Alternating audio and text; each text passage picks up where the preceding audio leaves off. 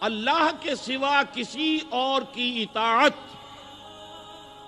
جس سے اللہ کی معصیت لازم آتی ہو، شرک۔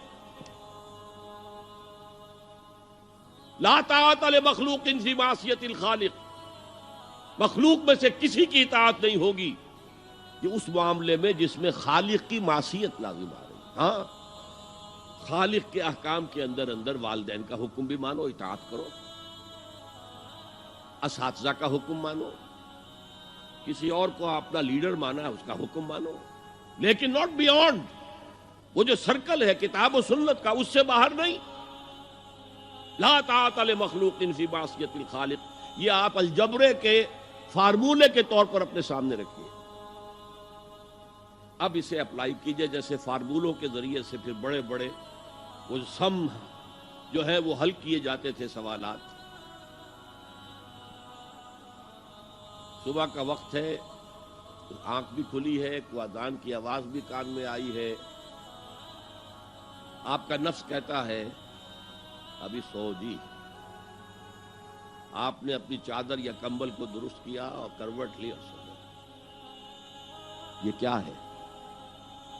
آپ نے کس کا حکم پیچھے پھینکا اور کس کا حکم مانا؟ اللہ کے حکم کو پیچھے پھینک دیا، نفس کے حکم کو آگے رکھ۔ یہ شرک،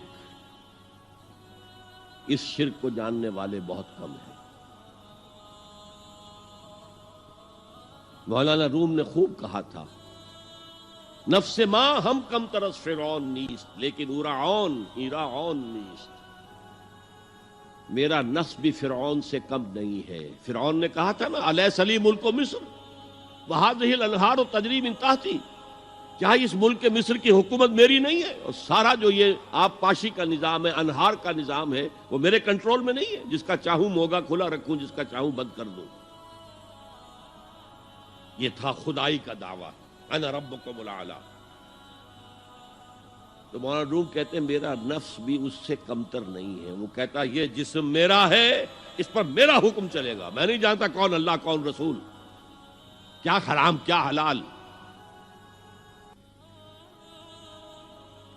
تو فرعون سے کم تو نہیں ہے میرا نفس، لیکن اورعون اس کی بہت مدد تھی، فوج تھی، لاؤ لشکر تھا، تو اس نے زبان سے بھی کہہ دیا کھل کر انا ربکم الاعلی۔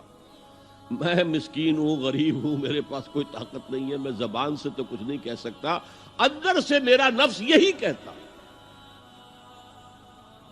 یہ نفس کی حکومت قرآن کہتا ہے، میں حیران ہوتا ہوں، دو جگہ یہ مضمون آیا ہے، ارأیت من اتخذ الہہ ہواہ افانت تکون علیہ وکیلا۔ اے نبی تم نے دیکھا اس شخص کو، اس کے حال پر غور کیا جس نے اپنی خواہش نفس کو اپنا الہ بنا لیا ہے۔ اللہ اکبر، الہ، لا الہ الا اللہ، کلمہ توحید کا مرکزی لفظ یہاں آ رہا ہے، من اتخذ الہہ ہواہ، جس نے اپنی خواہش نفس کو اپنا معبود بنا لیا، الہ بنا لیا۔ افانت تکون علیہ وکیلا، کیا آپ ایسے شخص کی کوئی ذمہ داری لے سکتے ہیں؟ سود حرام ہوا کرے جی، حرام ورام، ہمارا دھندا جو ہے وہ آگے بڑھ نہیں سکتا، تو اللہ کے حکم کو پیچھے ڈالا، نفس کے تقاضے کو آگے رکھا۔ کون معبود ہے آپ کا؟ نام عبداللہ رکھیے، نام عبد الرحمن رکھیے، ہے عبد النفس، نفس کے بندے، نفس کے غلام۔ یہ میں نے یوں سمجھئے کہ جیسے میں نے ہجرت اور جہاد کی ڈیفینیشنز کی تھی۔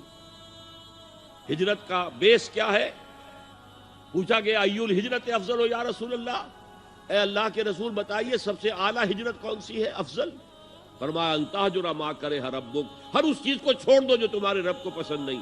آج رات ہی سے آپ ہجرت شروع کر سکتے ہیں۔ جائزہ لیجئے کیا کیا چیزیں میری زندگی میں خلاف شریعت ہے، تو اللہ کو ناپسند ہے، فیصلہ کیجئے کہ آج کے بعد نہیں ہوگی، ہجرت شروع ہو گئی، افضل الہجرہ، سب سے افضل ہجرت شروع ہو گئی۔ لیکن ٹاپ پر لے جائیے تو یہ ہجرت جب اللہ کے دین کو قائم کرنے کی جدوجہد اس مرحلے پر آ جائے کہ اب باطل کے ساتھ ٹکراؤ ہے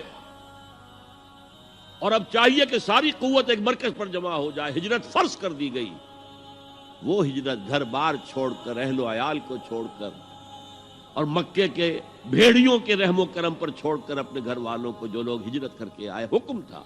ہجرت مدینہ فرض تھی، ہجرت حبشہ فرض نہیں تھی، صرف اجازت تھی کہ جن سے سختیاں نہیں جھیلی جا رہی مزید وہ چلے جائیں۔ تو ہجرت کا یہ ابتدائی نقطہ، انتہا یہ جہاد، المجاہد من جاہد نفسہ، جہاد تو یہاں سے شروع ہو گیا، اپنے نفس کے خلاف جہاد کرنا۔ صبح نفس نے کہا ابھی سو جاؤ، آپ نے نفس کی بات کو رد کیا، اپنا کمبل اٹھا کے پھینکا، اٹھے، وضو کیا، نماز کے لیے آپ مسجد چل دیے، آپ نے جہاد کیا نفس کے خلاف۔ یہ افضل الجہاد ہے، اور سب سے چوٹی اوپر یہ ہے کہ جب وہ حق و باطل کی جنگ ہو تو جان ہتھیلی پر رکھ کر میدان میں حاضر ہو جاؤ۔ هي الحلقات تحفظني بآيات من القرآن